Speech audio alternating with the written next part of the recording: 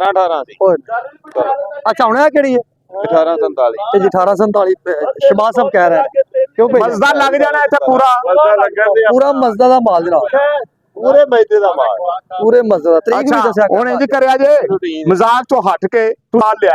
ते मेहरबानी करया जे साडे ते उन्होंने दे ही ना जा बार 500 बोली 3000 रुपया 5 रुपये 5 रुपये 3000 5 रुपये जाएगी 3100 जान दो 3100 रुपया जी 3100 रुपया 3100 रुपया जाए जी 5 सवा 3100 तेरा नहीं 5 रुपये सवा क्यों सवा 3100 3200 रुपया 3200 रुपया 3200 रुपया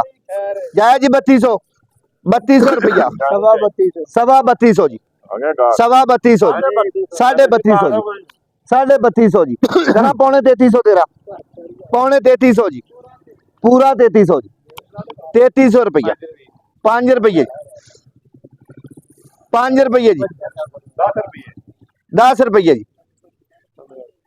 3350 बाबे यूबे दा जी 3350 पूछया मैं ओ भाई पूछया है 3350 रुपया 55 रुपये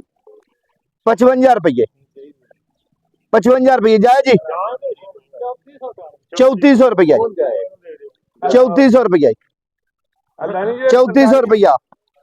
3400 रुपया 3400 रुपया 1847 का 3400 रुपया 1 2 3 जी